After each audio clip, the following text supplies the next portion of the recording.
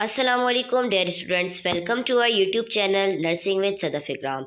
आज हम डिस्कस करेंगे environment and its impact on community health का unit 5 waste management section C. तो सबसे पहले इसके ऑब्जेक्टिव्स को रीड करते हैं।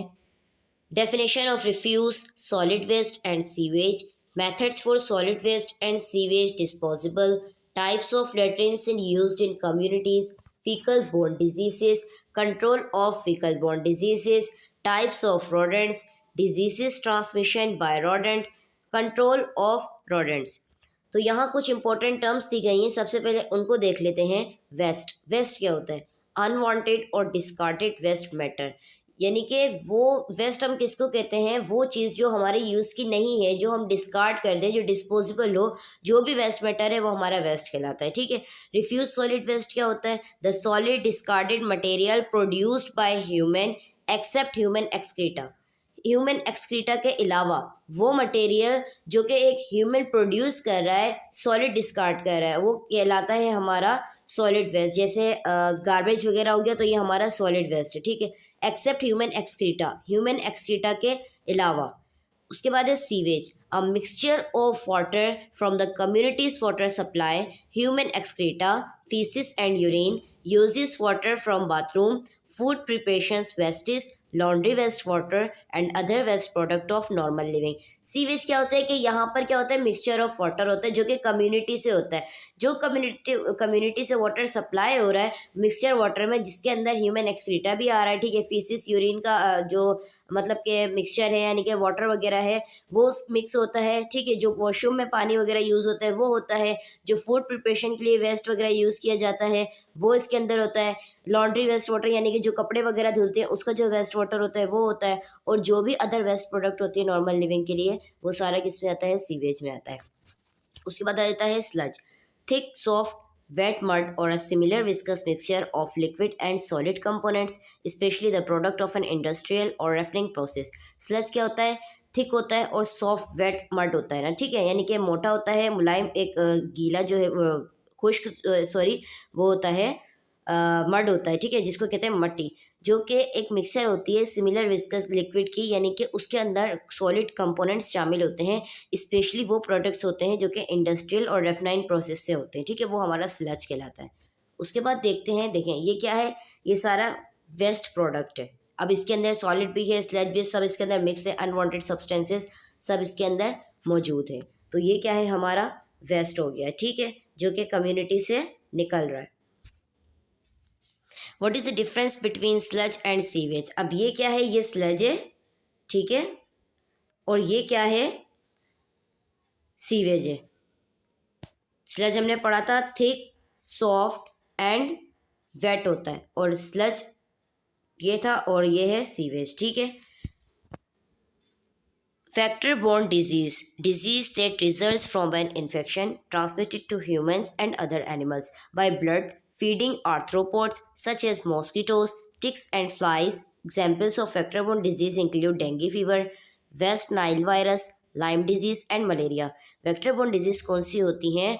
वो डिजीज़ यानी कि वो इन्फेक्शन के ज़रिए जो human to human and animals में जो ट्रांसमिट होती है by the blood feeding and, ठीक है ना, ब्लड वगैरह से जो ट्रांसमिट हो जाती है, जैसे कि मॉस्किटो है, ठीक है, फ्लाइज वगैरह से ट्रांसमिट हो जाना, वो हमारा वेक्टर बोर्न डिजीज़ में आता है। अब मॉस्किटो की वजह से कौन कौन से डिजीज़ हो सकती हैं? जैसे डेंगू फीवर हो गया, ठीक है, मलेरिया हो गया, लाइम डिजीज़ हो गया। तो ये सारी चीज़ें जो है वो ब्लड फीडिंग आर्थ्रोपोड्स है। उसके बाद क्या है? रोडेंट्स। रोडेंट्स क्या होता है? A small group of small mammals with continuously growing front teeth used for gnawing and nibbling. यानी कि रोडेंट्स उसको कहते हैं, एक स्मॉल मैमल्स के ग्रुप्स होता है, ठीक है, जो कि अपने फ्रंट टीथ से ग्रैनिंग और निबलिंग करते हैं, जो कि अपने फ्रंट टीथ से जो है चीज़ों को जो कुतरते हैं, उसको हम रोडेंट्स कहते हैं। एग्जाम्पल ऑफ रोडेंट्स आर माइस, जैसे चूहे हो गए, ठीक है, रेट्स, गुनाइक पिग्स हो गया, हैमस्टर हो गया, बेवर्स हो गया एंड स्क्वायरल्स हो गया। They cause disease like hantavirus, hemorrhagic fever with renal syndrome, Lassa fever, monkeypox etc। अब इनकी वजह से भी डिजीज़ हो सकती है ना। ये जो वायरस बताया, हैंटावायरस हो सकता है, ठीक है, हेमोरेज फीवर हो सकता है विथ रिनल सिंड्रोम, किडनी के साथ, ठीक है। उसके बाद क्या है? लेजर फीवर हो गया और मंकी पॉक्स डिजीज़ हो गई। उसके बाद क्या है? ये देखें, ये रोडेंट्स यहाँ पर आपको दिए गए हैं, उनका लाइफ स्पेन भी बताया है कितना है और उनका वेट भी बताया है, ठीक है। ये एक चार्ट में कम्प्लीटली दिया गया है। उसके बाद है, आगे हम बढ़ते हैं, उसके बाद है हमारा सैनिटेशन। सैनिटेशन क्या है? The provision of facilities and services for the safe disposable of human urine and faces. The word sanitation also refers to the maintenance of hygienic conditions through services such as garbage collection and wastewater disposal. अब इस पे sanitation में क्या होता है कि provision में जो है ना कुछ फैसिलिटीज़ और कुछ सर्विसेज होती हैं जो कि सेफ के लिए होती है ना, यानी कि बचाने के लिए, जैसे डिस्पोजेबल हो गया, जैसे ह्यूमन यूरिन एंड फेसिस हो गया, उनसे बचाने के लिए। अब वार्ड सैनिटेशन का मतलब ये होता है कि हाइजीनिक कंडीशन को मेंटेनेंस प्रोवाइड करना, उसको मैनेज करना, किसके ज़रिए? थ्रू सर्विसेज के ज़रिए। गार्बेज हो गया, ठीक है, गार्बेज कलेक्शन हो गई, वेस्ट वाटर डिस्पोजेबल हो गया, ये सारा किस में आता है? सैनिटेशन वर्क में आता है, ठीक है। उसके बाद हम देखते हैं next, methods for solid waste and sewage disposable. कुछ मेथड्स हैं जो कि सॉलिड वेस्ट के लिए एंड सीवेज डिस्पोजेबल के लिए होते हैं। सबसे पहले आ जाता है डंपिंग। डंपिंग क्या होता है? Refuse is damp in low lying area of land mainly as an easy method of dry waste disposable. यानी कि डंपिंग उसको कहते हैं जो कि लाइंग एरियाज़ होते हैं ना, लो लाइंग एरियाज़, जहाँ पे कम अमाउंट में क्या होती है? पॉपुलेशन होती है, ठीक है। तो वहाँ कम अमाउंट में पॉपुलेशन होती है, तो वहाँ पे ना इजी मेथड होता है ड्राई वेस्ट डिस्पोजेबल। जो भी डिस्पोजेबल वगैरह होता है ना, उसको क्या किया जाता है? ड्राई किया जाता है, उसके बाद उसको रिफ्यूज़ किया जाता है। जैसे कि अब डिसएडवांटेजेस में क्या आ जाता है? Disadvantages of dumping. Dumping spreads foul odour. Dumping इसलिए किया जाता है ताकि उसकी स्मेल वगैरह ना फैले। Dumping also provides a place for germs, insects and other vectors to grow and spread different health problems. Dumping से क्या होती है कि स्मेल फैलती है, और उससे क्या होता है कि एक जो जर्म्स की ग्रोथ हो जाती है, वहाँ पे इंसेक्ट्स होते हैं, कुछ वेक्टर्स होते हैं जो कि डिजीज़ कॉज करते हैं, और हेल्थ प्रॉब्लम भी होते हैं। ये डिसएडवांटेजेस होती हैं, ये नहीं होनी चाहिए, ठीक है। डंपिंग कंटामिनेट्स ग्राउंड वाटर को कंटामिनेट करती है। It also occupies a very large area unnecessarily. ये जो है ना जगह घेरती है अननेसेसरीली, जो वेरी लार्ज एरिया होता है ना उसको ऑक्यूपाई करती है, ठीक है। Dumping damage the plant and wild life habitats, यानी कि ये प्लांट को भी डैमेज करती है, जो हैबिटेट्स वगैरह होती हैं, ठीक है, उनको भी डैमेज करती है। Dumping contaminates streams rivers and lakes. It also contaminates soil and drinking water. ये किस किस को कंटामिनेट करती है? स्ट्रीम्स हो गया, रिवर्स हो गया, लेक्स हो गए, ठीक है, यानी कि जो सॉइल होती है और जो ड्रिंकिंग वाटर होता है उसको भी कंटामिनेशन करती है। Dumping also decrease the quality of life of the near by areas और the local communities.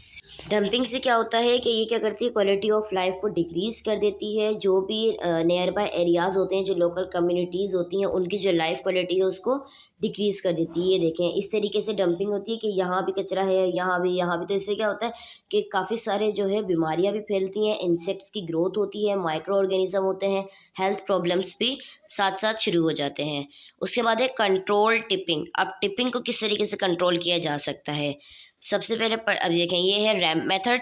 Sweet it where the terrain is moderately sloping, ठीक है।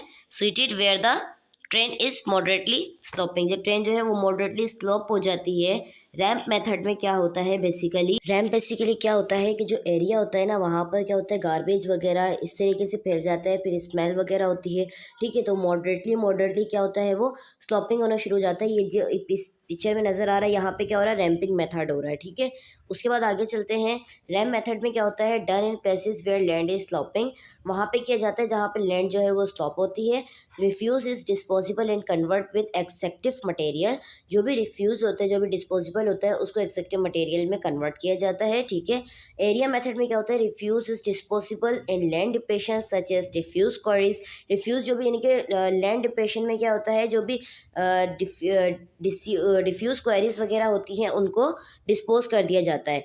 Waste is filled in layers up to 6 depth. Each layer is covered with mud at least 12 inches thick. Drawback need supplement area for outside source. Ramp method में basically वो होता है कि एक बड़ा मतलब कि एक बड़ा जो ग्राउंड वगैरह होता है, एक पॉपुलेशन के नियर बाय होता है कम्युनिटीज़ में, तो वहाँ क्या करते हैं, वहाँ पे जो है फिट तक जो है ना वो डेप्थ यानी कि गहराई करते हैं, और उसके बाद जो भी डिस्पोजेबल होता है वो उसके अंदर डालकर और ऊपर से उसको क्या कर देते हैं, कवर कर देते हैं, ताकि उसकी वजह से किसी भी किस्म की कोई भी हेल्थ प्रॉब्लम ना हो, डिजीज़ ना हो, इंसेक्ट्स वगैरह ना हो, माइक्रो ऑर्गेनिज्म ना हो, स्मेल की वजह से आपकी कम्युनिटी डिस्टर्ब ना हो। रैम मेथड उसको कहा जाता है basically. Incineration. Incineration is the process of burning hazardous materials as temperature high enough to destroy contaminants. Incineration is conducted in an incinerator, which is type of furnace designed for burning hazardous material in a combustion chamber. Incineration एक वो process होता है जो कि burning hazardous materials होता है, जो कि हाई टेम्परेचर होता है, ठीक है, जो कि डिस्ट्रॉय कर सकता है। इंसिनरेशन जो कंडक्ट किया जाता है वो किससे किया जाता है, इंसिनरेटर से, जो कि एक फर्नेस डिज़ाइनर है, ठीक है। उसकी वजह से क्या होता है कि हैज़र्ड्स आपको होते हैं, यानी कि बर्निंग हैज़र्ड्स हो सकते हैं उसकी वजह से, कंबस्शन चैम्बर की वजह से। अब ये है यहाँ पर क्या है कि यहाँ पे भी आपको एक इंसिनरेशन की एग्जाम्पल दी गई है ना। इंसिनरेशन में बेसिकली ये होता है कि जो भी वेस्ट प्रोडक्ट वगैरह होती है, जो भी वेस्ट मटेरियल वगैरह होता है, उनको जलाया जाता है, ठीक है, जो कि बर्निंग हैजर्ड्स में होता है, ठीक है ना। हाई टेम्परेचर पे क्या करते हैं, उसको डिस्ट्रॉय कर देते हैं, उस कंटामिनेट को। उसके बाद आ जाता है कंपोजिटिंग। कंपोजिटिंग में क्या होता है, composting is a biological process during which naturally occurring microorganism, bacteria and insects break down organic material such as leaves, grass clippings, and certain kitchen scraps into a soil-like product called compost. It is a form of recycling, a natural way of returning needed nutrients for the soil. इसमें क्या होता है, compositing एक ऐसा biological process है जो कि naturally acquire होता है। माइक्रो ऑर्गेनिज्म, उसमें बैक्टीरिया होते हैं, इंसेक्ट्स होते हैं, जो कि ऑर्गेनिक मटेरियल्स की ब्रेक डाउन करते हैं। ये एक ऐसी फॉर्म है जिसमें यानी कि रिसाइकलिंग हो सकती है। इसमें एक नेचुरल वे होता है कि जो भी नीडेड न्यूट्रिएंट्स होते हैं सॉइल में, वो उसको रिटर्न मिल जाते हैं, ठीक है। तो वो कंपोजिशन होती है, यानी कि कंपोजिटिंग कहलाती है। उसके बाद आ जाता है मैन्योर पिट्स। मैन्योर पिट्स क्या होता है, in the rural areas in India there is a lack of proper waste disposable system. People have a tendency of throwing garbage here and there, which causes a lot of environmental pollution. To solve this problem, the method of waste management by manure pits nowadays. In rural areas, यानी कि India के rural areas में क्या होता है कि वहाँ पे जो है ना प्रॉपर वेस्ट डिस्पोजेबल सिस्टम की लैक यानी कि कमी है, वहाँ पर इतना नहीं होता, ठीक है। जो लोग होते हैं उसमें ये टेंडेंसी होती है कि वो गार्बेज को इधर उधर क्या करते हैं, फेंक देते हैं, थ्रो कर देते हैं। उससे क्या होता है कि कुछ इन्वायरमेंटल पोल्यूशन में, यानी कि बीमारियां पैदा हो जाती हैं, एनवायरमेंटल पोल्यूशन बढ़ जाती है। तो इस प्रॉब्लम को सॉल्व करने के लिए एक मेथड, वेस्ट मैनेजमेंट मेथड किया जाता है, जिसको कहते हैं मैन्योर पिट्स। उन दौरान क्या किया गया, मैन्योर पिट्स बनाए गए। In this method a deep ditch or pit is dug in the ground. इस मेथड में क्या किया गया, एक डीप डिच और पिट बनाई गई, ठीक है, डग इन द ग्राउंड, ग्राउंड को जो है वो डग किया गया, यानी कि खोदा गया। गार्बेजेस लाइक वेजिटेबल पील्स, यानी कि जो भी गार्बेज हैं, जैसे कि वेजिटेबल पील्स हो गया, जो सब्जियां वगैरह कटती हैं उनका कचरा हो गया, वेस्टेड फूड हो गया, उसके बाद क्या होता है कि काउ डंग हो गए and other household waste वगैरह are thrown in the pit every day and covered with a thin layer of soil. Once the pit gets completely filled up, it is permanently covered with soil. With 5 to 6 months, the waste are decomposed into manure. This manure is used as fertilizers in agriculture. यानी कि अब जो agriculture की fertilisation होती है ना, उसमें भी क्या होती है कि वेस्ट मटेरियल जो भी होता है उसको ड्राई करके यूज़ किया जाता है, जो खाद वगैरह में होता है। तो उसमें क्या होता है कि इन्होंने क्या किया, एक मेथड में डीप डग किया ग्राउंड में, ठीक है, जो भी गार्बेज, जो भी कचरा है, वेजिटेबल का हो, यानी कि सब्जियों वगैरह का हो, हाउस होल्ड का हो, जो भी घर से जा रहा है वेस्ट, वो क्या करते हैं, एक पिट में थ्रो आउट कर देते हैं रोज़ाना। जब वो क्या होते हैं, उसके बाद क्या करते हैं, उसको एक थिन लेयर से कवर कर देते हैं। जब वो पूरा कम्प्लीटली फिल्ड हो जाता है तो उसको परमानेंटली कवर कर दिया जाता है। फिर 5 से 6 महीने के बाद जो वेस्ट होती है वो डिकम्पोज हो जाती है इनटू द मैन्योर में, और उसको फिर फर्टिलाइजेशन में, यानी कि एग्रीकल्चर में जो भी फर्टिलाइजर्स होते हैं वो क्या करते हैं, उसको यूज़ करते हैं, ठीक है। उसके बाद है ब्रल। अब ब्रल क्या होता है, फॉर स्मॉल कैंप्स, ठीक है, trench 1.5 meter wide and 2 meter deep is excavated. The contents are used after 4 to 6 months. Barail basically किसको कहते हैं कि स्मॉल कैंप्स होता है, ठीक है, 1.5 मीटर वाइड होता है और 2 मीटर क्या होता है, डीप होता है। इसमें क्या होता है कि इसको जो है ना हर 4 से 6 महीने के बाद यूज़ किया जाता है, जिस तरीके से यहाँ पर दिया हुआ है। तो ये इसकी लेंथ और ये डीप यहाँ पर बताई गई है, इसकी डेप्थ कितनी है एंड वाइड कितना है। इसमें भी गार्बेज वगैरह आप डाल के 4 to 6 मंथ के लिए इसको यूज़ किया जाता है। अब आ जाता है सीवेज ट्रीटमेंट। सीवेज ट्रीटमेंट में क्या है, सबसे पहले देखते हैं।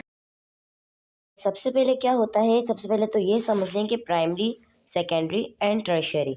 प्राइमरी में जो भी सॉलिड वेस्ट वगैरह होता है उनको रिमूव किया जाता है। सेकेंडरी में जो भी ऑर्गेनिजम्स वगैरह होते हैं उनसे उसको फ़िल्टर किया जाता है। टर्शियरी में क्या होता है, जो भी टॉक्सिक मटेरियल होता है वहाँ से उसको फ़िल्टर किया जाता है। तो सबसे पहले क्या होता है कि डेब्रिस स्क्रीन होती है, उसमें से क्या होता है कि ग्रिट रिमूवल। डेब्रिस में जो है सारी जो सॉलिड वेस्ट वगैरह होता है, ठीक है। ग्रिट रिमूवल, जो ग्रिट होती है जो नीचे, ये देखें जिस तरीके से ये क्या है कि बैठ के और पानी जो है वो ऊपर आ गया है। तो इसमें क्या होता है कि इसको रिमूव किया जाता है। उसके बाद आ जाते हैं प्राइमरी क्लैरिफिकेशन पे। प्राइमरी में क्या होता है कि जो भी मतलब कि सॉलिड वेस्ट वगैरह है उसको क्या करते हैं, यानी कि क्लेरिफाई करते हैं। यानी कि एक एक्सलेशन ट्रक में डाल के उसको, ये एयर है, यहाँ भी स्लज जो है वो जमा है और यहाँ भी जो है वो जमा है। अब जो भी एक्टिवेटेड स्लज होती है वो क्या होती है कि नीचे बैठ जाती है, पानी जो है वो ऊपर रह जाता है। ये देखेंगे स्लज जो है ये सारी इधर जमा है, पानी जो है वो ऊपर की तरफ है, ठीक है। उसके बाद क्या होता है कि सेकेंडरी क्लेरिफिकेशन में क्या होता है, उसको फ़िल्टर किया जाता है। जो भी माइक्रो ऑर्गेनिजम्स वगैरह होते हैं उसमें से, ठीक है, इंसेक्ट्स वगैरह होते हैं, उससे उसको फ़िल्टर किया जाता है। फिर आ जाते हैं हम टर्शरी में, जो कि यहाँ मेंटेन नहीं है। टर्शरी में क्या होता है कि जो भी टॉक्सिक चीज़ें वगैरह होती हैं उससे उसको फ़िल्टर किया जाता है, डिसइंफेक्ट किया जाता है। उसके बाद उसको डिस्चार्ज कर दिया जाता है सरफेस वाटर की तरफ, ठीक है। अब आगे क्या है, ये आपको एक वीडियो का लिंक यहाँ दिया हुआ है जिससे आप इसको देख सकते हैं कि मतलब कि कंप्लीट सीवेज ट्रीटमेंट किस तरीके से किया जाता है। Types of latrine, service type, non service type and latrine for camps. तो सबसे पहले इसको हम डिस्कस करते हैं। सबसे पहले आ जाते हैं सर्विस टाइप पे। सर्विस टाइप क्या होता है, night soil is collected from pits and buckets by human agencies and later dispose of by burying or composting. Night soil भी बेसिकली इसको कहा जाता है, ठीक है। ये कलेक्ट की जाती है पिट्स वगैरह से, देखेंगे पिट्स से और बकेट्स वगैरह से इसको कलेक्ट किया जाता है। ह्यूमन एजेंसीज एंड डिस्पोज जो कर देते हैं ना, ठीक है, तो उसको क्या किया जाता है, फिर बरिंग कर देते हैं एंड कंपोजिट कर देते हैं। यानी कि उसको बरिंग का मतलब ये होता है कि किसी चीज़ में उसको धंसा देना, यानी कि होल करके उसको अंदर एंटर करके ऊपर से कवर अप कर देना, ठीक है। कंपोस्टिंग हो जाती है उसमें। उसके बाद आ जाते हैं नॉन सर्विस। अब नॉन सर्विस में क्या होता है, बोरहोल लेटरिन होती है। Firstly introduce by Rockefeller foundation during 1930 in compliance of form control. The latrine consists of a circular hole 30 to 40 centimeter in diameter, dug vertically into the ground to the depth of 4 to 8 meter, most commonly 6 meter. A concentrated squatting plate with a central opening and footrest is placed over the hole. A suitable enclosure is put up to provide privacy. यानी कि यहाँ पे क्या होता है, बोरोलेटिन में क्या होता है कि यहाँ पर 30 to 40 सेंटीमीटर डायामीटर ढक किया जाता है वर्टिकली, ठीक है। ये क्या किया गया है, यहाँ पे खुदाई की गई है और इस पे क्या होता है कि जो भी ज़्यादातर जो है ना 6 मीटर की होती है, ठीक है। मोस्ट कॉमनली जो है वो 6 मीटर की जाती है। सेंट्रल इसकी ओपनिंग की जाती है स्क्वेटिंग प्लेट के साथ। ये देखें, ये जो है इसकी सेंटिंग ओपनिंग है। सुइटेबल एक इनक्लोजर होता है, यानी कि यहाँ पे जो है आप प्राइवेसी जो है वो प्रोवाइड की जाती है ताकि इजीली जो है वो एक्सक्रीशन हो सके। तो इस यहाँ पे क्या हो रहा है कि यहाँ पे ये कलेक्शन हो जाती है। उसके बाद इसकी मतलब कि वो क्लीनिंग वगैरह कहते हैं उसको, उसको क्लीन किया जाता है और यहाँ पर एक कवर स्टॉक्स होते हैं उसको कवर कर दिया जाता है आफ्टर फ्री। उसके बाद क्या है, बोरहोल लेटरिन मेरिट्स पे क्या होता है, no need for the services of a sweeper for daily removal of night soil. यानी कि यहाँ पे जो है ना रोज़ाना स्वीपर्स की नीड नहीं होती कि रोज़ाना उसको नाइट सॉइल को रिमूव किया जाए। अनसुइटेबल फॉर फ्लाई ब्रीडिंग, यानी कि मक्खियों वगैरह से भी वो अनसुइटेबल होता है, ठीक है। फ्लाई ब्रीडिंग के लिए अनसुइटेबल होता है। If located 15 metre away from the source water supply there should be no danger of water pollution. अगर 15 मीटर दूर है ये वाटर सप्लाई से तो यहाँ पे किसी किस्म की वाटर पोल्यूशन के ख़तरनाक या ख़तरा वगैरह नहीं है। डीमेरिट्स में क्या होता है, स्मॉल कैपेसिटी होती है। Special the auger is required for the construction which way not be readily available. एक ऑगर होता है जो कि रिक्वायर्ड होता है यानी कि कंस्ट्रक्शन वगैरह के लिए, जो कि रीडली यानी कि फौरी तौर पे अवेलेबल नहीं होता। In many places the subsoils water is high, the soil loose with the result it may be difficult to dug hole deeper than 3 metre. कुछ जगहों पे क्या होता है कि जो सॉइल वाटर होता है ना वो ज़्यादा होता है, तो उसकी वजह से क्या होता है कि 3 मीटर उसमें क्या किया जाता है, होल किया जाता है और उसमें क्या होता है फिर मुश्किल हो जाती है। उसमें क्या होता है, pit latrine dug well latrine में क्या होता है, the pit should be as deep as possible at least 2 metre in depth, 2 metre की उसके अंदर गहराई होना लाजमी है। Covered by a slab, slab के साथ क्या होता है, वो कवर्ड होता है। If the soil is loose at least the top of 1 metre of the pit should be line to prevent collapse, यानी कि इसमें क्या होता है कि 1 मीटर जो है ना, यहाँ पे सॉइल डालती जाती है ताकि कोलैप्स ना हो सके वो, ठीक है। उसके बाद squat or drop hole is provided in the slab which allows excreta to fall directly into the pit.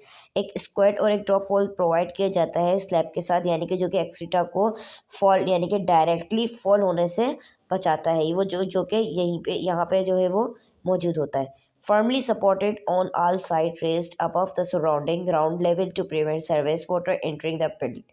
Firmly support किया जाता है, यानी कि साइड से जो है ना, यहाँ पर जो भी सर्विस वाटर होता है ताकि वो पिट के अंदर जो है वो इंटर ना हो सके, तो वहाँ पे फर्मली सपोर्टेशन प्रोवाइड की जाती है साइड्स में, ठीक है। रेस्ट कर दिया जाता है उनको, और उसके यानी कि एक सपोर्टेशन प्रोवाइड की जाती है, जिससे कि ये आपको नज़र आ रही है।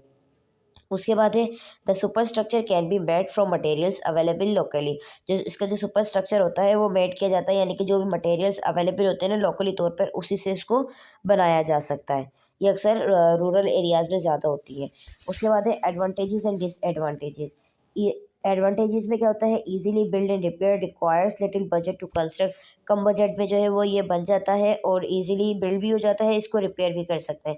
Only a small land area is required. जो स्मॉल लैंड एरिया होते हैं सिर्फ वहीं पर ही इसको रिक्वायर्ड किया जाता है। Somewhat improve sanitation management can be use without water, यानी कि जो भी सैनिटेशन मैनेजमेंट होती है ना, वो यूज़ वाटर के विदाउट वाटर उसको यूज़ किया जा सकता है, इम्प्रूव किया जा सकता है। और डिसएडवांटेजेस में क्या होता है, shelter carries a focus full smell. जो शेल्टर वगैरह होते हैं ना, उनमें क्या होती है, स्मेल वगैरह होती है। Low reduction rate in pathogens, pathogens की जो रिडक्शन होती है वो लो रेट में होती है। Possible contamination of ground water pit, यानी कि इसमें डिसएडवांटेजेस में क्या होता है कि पॉसिबल कंटामिनेशन होती है ग्राउंड वाटर में। Emptying is offer done in a very unsafe manner, और जो उसकी एम्पटिंग की जाती है ना, तो उसको क्या होता है, अनसेफ मैनर में की जाती है, ठीक है, वो सेफ़ नहीं होती। अब ये क्या है, वाटर सील लेट्रिन है, ठीक है। ये भी एक क्या है, उसी की टाइप है। और उसके बाद आ जाता है सेप्टिक टैंक डायग्राम। अब इसमें क्या होता है कि बड़ा सा ग्राउंड है, उसमें होल किया गया है, ठीक है। और उसके अंदर क्या है, नीचे आप देख रहे हैं ये स्लज है, यहाँ पर स्लज है। उसके बाद ये जो वेस्ट वाटर है, और उसके बाद क्या है, स्कम है। उस ये जो है जितनी भी है यहाँ पर, मतलब कि ये एक जो बड़ी बड़ी पॉपुलेशन होती है वहाँ पे, जो बड़े बड़े ग्राउंड्स वगैरह होते हैं वहाँ पर डीप उसको क्या किया जाता है, डग किया जाता है ग्राउंड में। और उसके बाद ये सारा जो है वो एक टैंक डायग्राम है, यानी कि यहाँ पे सारा वेस्ट मटेरियल प्रोडक्ट्स वगैरह यहाँ पर डाली जाती है। ये क्या है, अक्वा प्राइवी है, ठीक है। उसके बाद आ जाता है लेट्रिन सूटेबल फॉर कैंप्स, जो कैंप्स के लिए सूटेबल होती है, ये वो दिखाई गई है। शैलो ट्रेंच लेट्रिन है। उसके बाद है डीप ट्रेंच लेट्रिन से यहाँ पर, ठीक है, ये भी दिखाई गई हैं कुछ। इसमें ज़्यादातर जो मेन पॉइंट्स हैं जो कि आपको याद करने हैं, वो क्या है कि how many types of latrines in community, और बोर होल कितनी है, ठीक है, और जो डीप है उसकी कितनी डीपेस्ट होनी चाहिए, कहाँ पर ज़्यादातर प्रेजेंट होती हैं। वेस्ट मटेरियल यानी कि सॉलिड वेस्ट क्या होता है, रिफ्यूज सॉलिड वेस्ट क्या होता है, डंपिंग क्या होता है, ट्रिम्पिंग क्या होता है, कंपोजिशन क्या होता है, गार्बेज क्या होता है, इंसिनरेशन क्या होता है। तो ये सारी चीज़ें इसमें, यानी कि इस पीपीटी में से उसमें से क्या होता है कि क्वेश्चंस वगैरह आ सकते हैं, इस टाइप के एमसीक्यूज आएंगे। Borehole latrine also use for temporary use, ये क्या, इसको टेम्प्रेरी भी यूज़ किया जा सकता है। अब आ जाते हैं फीकल बॉर्न डिजीज़ पर। फीकल बॉर्न डिजीज़ क्या होता है, faecal oral transmission occurs when bacteria or viruses found in the stool of one person or animal are swallowed by another person. Faecal oral transmission में ये होता है कि bacteria वगैरह और जो वायरसेस फाउंड की जाते हैं किसी भी पर्सन के स्टूल में या एनिमल में, और वो दूसरा अनदर पर्सन क्या है, उसकी वजह से उसको यानी कि मतलब कि ट्रांसमिशन हो जाए, ठीक है। Swimming pools and water parks can also be location of faecal oral transmission. Swimming pool जो होते हैं, जो वाटर पार्क्स होते हैं, यहाँ पर यानी कि ये जो एक लोकेशन होती है, यहाँ पे फीकल ओरल ट्रांसमिशन हो सकता है। This is specially common in groups and daycare setting where fecal organisms are commonly found on surface and on the hands of the provider। जो स्पेशली कॉमन जो होते हैं वो ग्रुप्स में यानी कि डे केयर सेटिंग्स में होते हैं, जहाँ पर फीकल ऑर्गेनिजम्स जो हैं वो पाए जाते हैं सरफेसेस वगैरह पे, और हैंड्स टू प्रोवाइड किए जाते हैं। तो वहाँ से क्या होता है, फीकल बॉर्न डिजीज़ जो है वो उनकी प्रोडक्शन होती है। Many common infection can spread by faecal oral transmission. कुछ इन्फेक्शन है जैसे हो गया एडिनोवायरस हो गया, उसके बाद एक कंपाइलोबैक्टर हो गया एंड कॉक्सिक वायरस हो गया, हैंड फुट माउथ डिजीज़ है, इसके अंदर जो है hand foot and mouth disease हो सकती है। उसके बाद एंट्रोवायरस हो गया, इकोला इन्फेक्शन हो गया, गार्डिया हो गया, हेपेटाइटिस ए हो गया, पिनवर्म्स हो गया, पोलियो हो गया, रेट्रोवायरस, सैल्मोनेला हो गया, शिगेला वायरस हो गया, टैपवर्म है एंड टॉक्सोप्लाज्मोसिस। ये कुछ इन्फेक्शन है जो कि फीकल ओरल ट्रांसमिशन से इन्फेक्शन हो सकते हैं। How can faecal oral transmission be prevented? किस तरीके से उसको प्रिवेंट किया जा सकता है, किस तरीके से हम उसको ट्रांसमिशन को रोक सकते हैं। Hand cleansing is most important after toileting और डिपियरिंग एंड बिफोर ईटिंग। यानी कि आपने हैंड को लाजमी वॉश करना है टॉयलेट यूज़ करने के बाद और खाना खाने से पहले। Safe and careful food handling practices are also vital. अपने लिए क्या नहीं कि सेफ एंड केयरफुल फूड जो है वो यूज़ करना है, ठीक है। Teach children never to swallow water in pools और वाटर प्ले एरियाज। बच्चों को ये बताना है कि वो वाटर पूल्स एरिया में या वाटर प्ले एरियाज में कुछ भी चीज़ swallow आउट ना करें। उसके बाद using disposable towels and cups and reduce the risk for infection. यानी कि डिस्पोजेबल टावल्स वगैरह यूज़ करें, कप्स वगैरह यूज़ करें, तो इससे क्या होता है कि इन्फेक्शन को जो रिस्क होता है वो रिड्यूस होता है, ठीक है।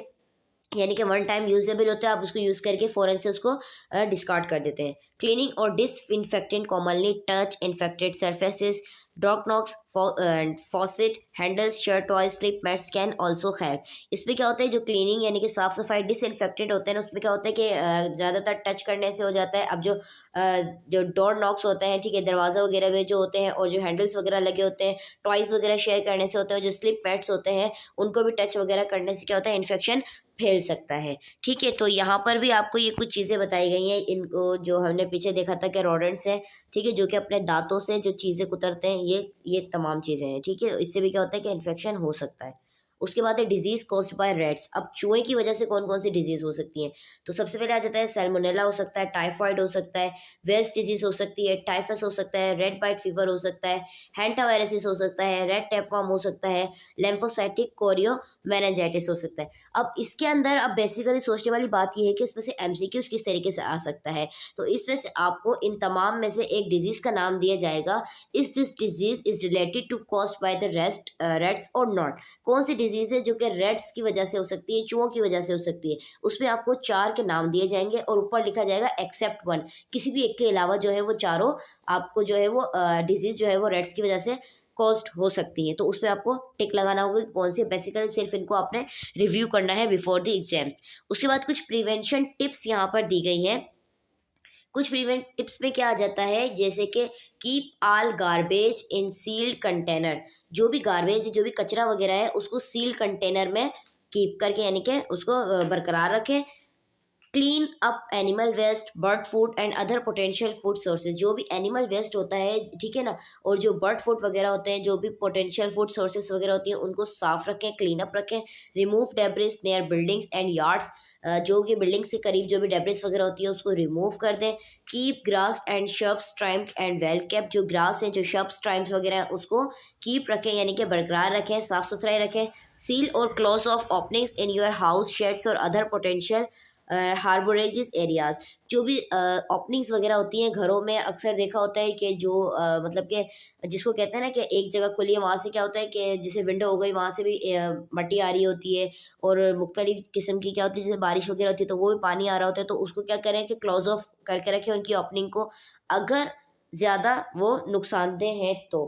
उसके बाद है remove potential water source from the property. जो भी मतलब कि प्रॉपर्टी वगैरह यानी कि एनवायरनमेंट वगैरह में से जो भी वाटर सोर्सेज है, पोटेंशियली तौर पर उनको रिमूव किया जाए, यानी कि जो एक्स्ट्रा वगैरह है, ठीक है। तो ये थी आज की हमारी पीपीटी वेस्ट मैनेजमेंट का unit 5 environment and its impact on the community health management, उसका यूनिट 5 का सेक्शन सी जो कि कंप्लीट हो गया। If you have any type of any question you can ask me in the comment section. Thank you so much.